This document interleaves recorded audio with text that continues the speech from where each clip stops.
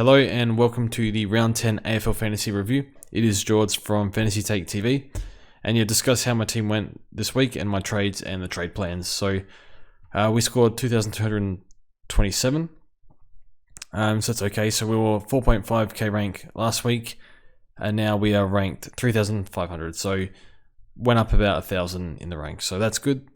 I will take that. Slowly climbing. A bit of work to do, but we'll see how we go. So our trades last week, we got rid of Lockie Whitfield. Our defense cover was pretty bad, and brought in Jordan Dawson, who did really well. So happy with that. I think Jordan Dawson's top 6, if not top 8.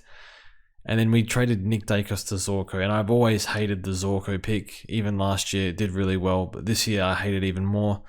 But I was really struggling in that buy round. In the first buy round, I wanted Sinclair, but brought in Sinclair and Dream Team, but for this format, Zorko for buy reasons. So yeah, he did 80, he was crap, so just a bit annoying, but yeah, that's alright. So our defense was good, so yeah, Chris, Short, Dawson, Sicily, Hewer, all fantastic. Zorko got a lucky goal at the end, but yeah, he was pathetic. And then the midfield, Neil, a little bit of a tag, and Clary's been really good. So I think we paid just under 900 for Clary, something like that, and he's been outstanding for us. So he's probably looking like a top 4 mid the way things are going. So very happy to have him. Probably should have captained him, but we did captain Bailey Smith. He plays West Coast this week, so probably captain him again. So yeah, he's going to get forward starter. So we need to bring in some midfielders now, because we only have 4 premium mids, and that's if Cripps can hopefully keep it up. But yeah, Tuke Miller was a little disappointing. I thought he did struggle to compete against the Dogs mids, and yeah, just had a lot of mistakes early on, but that's alright. He's been very good the last few weeks. He's allowed to have down one every now and then.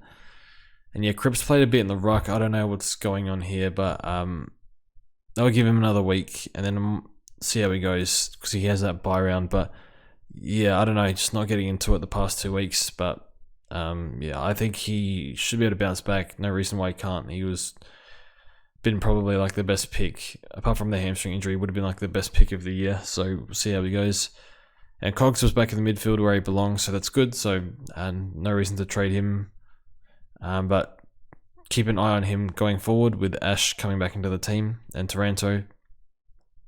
Zach Butters was good. I'm pretty sure he goes at some point, but if he's scoring 90s and whatnot, that's fine. And Greg Clark was a little disappointing. Playing him wing, I think they like Connor West in there. I think Shui went off, and then Greg Clark got some inside mid-time very late again at the end of the game. So hopefully he plays inside again, but I guess we're going to keep fielding him.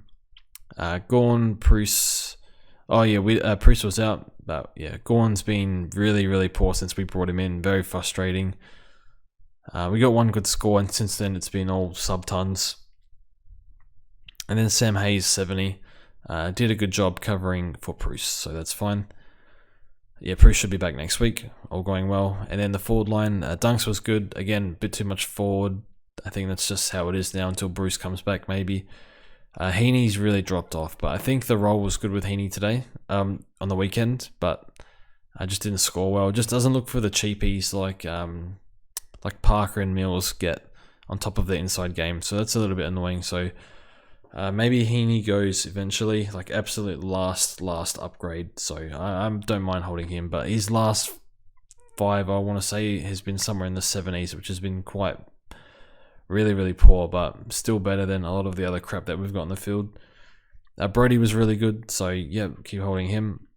Rosie has been a failed trade-in, so yeah, so the CBAs were up, the TOG was up, but the scoring has not been up, and the CBAs were back down this week to 38%.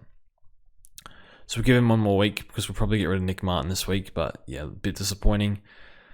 And Nick Martin, just a 65, got a lucky, I wouldn't say lucky, but got a fair bit of junk in the fourth quarter, but otherwise he was looking at about a 35 score, so he can go this week.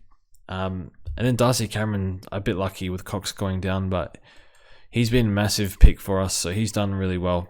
I think we've only had him for 2 weeks, so he hasn't, or 2 or 3 weeks now, something like that. So yeah, he's made a bit of money. We'll hold him through to the buys at least, and yeah, that's good.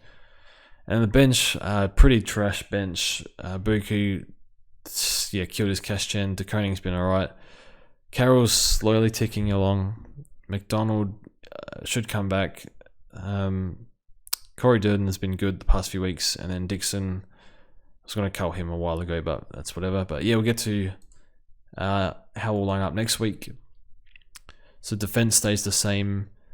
Midfield's one change in Mitchell, and then a rookie downgrade somewhere. So trades for this week, we'll get rid of Mead. Mead's been dead on our pine. No money generating there for, I don't know, 6-7 weeks now. So we'll get rid of him while we can.